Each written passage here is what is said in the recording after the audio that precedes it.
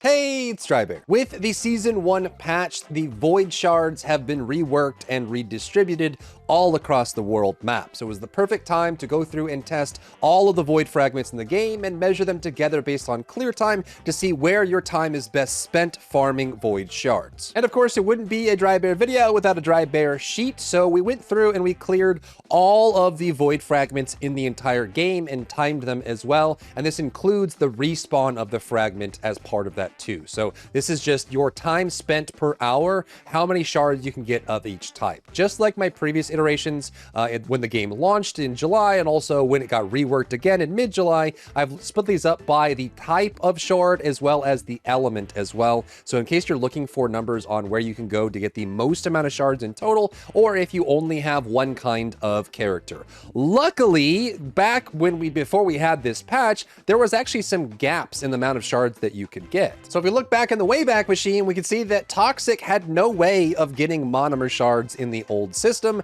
and non-attribute kind of got shafted in many of these situations because they were unable to get large chunks of one specific Void Shard. But that is no longer the case. Now every single element can gain access to every single type of Void Shard. There are going to be Void Shards that have two different types in the game as well. So if you look at a Void Fragment, easy way to remember this right now is that what they want you to do is to be able to do an outpost, go do a Void Fragment, go to the Void Reactor, activate the Void Reactor, and open up the amorphous material, go back to the outpost, and cycle between all three in a single zone. So the easiest way to remember whether you're going to get all four equal parts of one shard, or of all four shards, or if you're going to get a lot of one and less of another, is if it's in a zone that includes a void reactor. So in this case, in Timberfall here in Vespers, there is a void fragment, but when we scroll down, we see that it gives 15 of all four types, and that's because there are no void reactors in this area. There's no void reactor for it to match up with,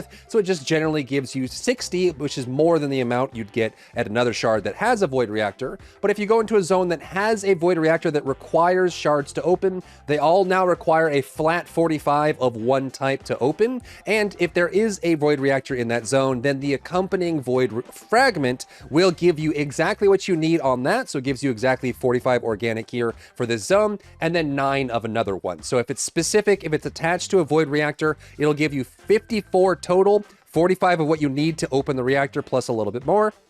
If it exists in a zone where there is no void reactor, it'll be 15 of each, which is more overall, but it doesn't give you too much of one. So these on average will give you more fragments total, but it's spread out across all the fragments rather than target farming one specifically. Now, my sheet is linked down below in the comments and in the description as well if you want to pin this and use it for reference. This is going to be your shards per hour in each of these areas for each of the elements. And again, luckily all elements have access to all shards, but some are better than others based on the amount of shards that you get. Currently, the best place for shards in the game, which shouldn't surprise anybody, is going to be the Bunny Cave, which is Fortress Fallen Ark for the uninitiated that haven't been into the sweatiest place on all of the planet for the First Descendant, but it does give you a very large amount of shards per hour. It'll just give you the 2 that you need there. And then, if you're looking for specific shards here, the best organic farm is actually going to be Fire Element Hagios the Corrupted Zone. The best inorganic for the first time in history is a non-attribute,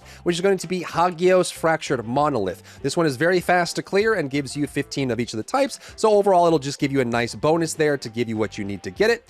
The Polymer best farm is Fortress Frozen Valley. This is a very fast farm if you are Viessa. For Monomer, the best is going to be Bunny Cave, and then overall is going to be Bunny Cave. So for Fire, that is going to be in Hagios. This is going to be your best location for organic shard farm. Again, it is next to a reactor, so we're going to have some extra there, and it's on the left side of the screen in the Corrupted Zone. But unsurprisingly, close up on the organic farm is actually going to be the set, probably one of the better XP farms outside of the new dungeons, which is going to be Moonlit Lake in Vespers. This one here, this one is a very popular one for leveling. However, to get the shards, you'll have to complete it and not reset it. But in Moonlit Lake, non-attribute is a good source of organic shards. And this is even with doing the full, the fragment, obviously, and completing it and getting the shards there. It is still overall a very fast fragment to complete. For Toxic, White Knight Gulch Mountaintops is actually a very easy clear here. So way up up here in the top. You'll have to jump over this area to get to it, and it does have two main concentrated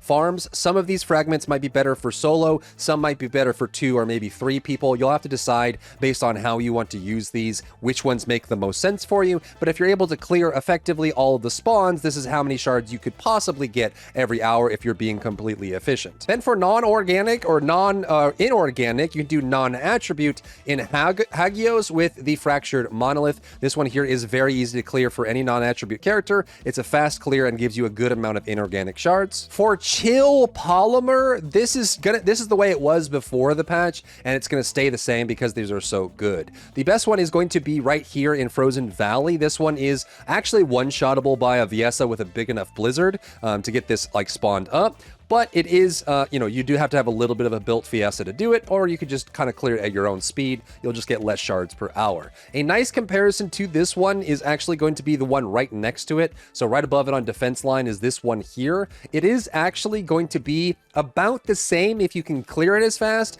The problem with this fragment is it's actually a bigger area than the Frozen Valley. So there's 2 major spawns that are kind of split up.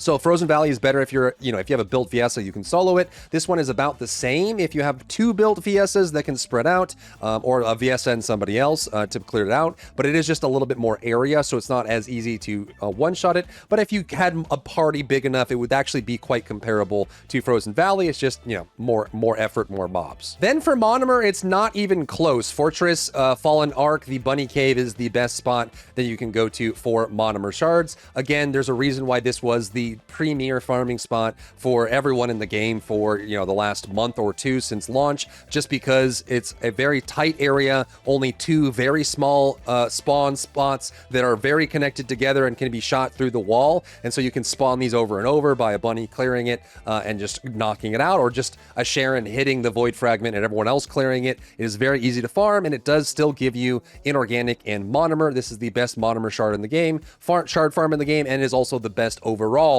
shard farm in the game just because it's so fast to do and so easy. On this sheet as well that you'll find down below, I've also put all void fragments on hard, located and ranked next to each other on the far right of the screen. You'll probably find some different experiences for yourself on whether or not something is better or something is worse, or something you like doing or you don't like doing it. So I thought I'd include the entire list here on the right side of the screen, so that say you know Bunny Cave is great, but you don't want to do it, you can actually go down and test these yourself based on how efficient they are and find one that works for you. Because again, I'm all about having your own personal experience and power in a PvE game.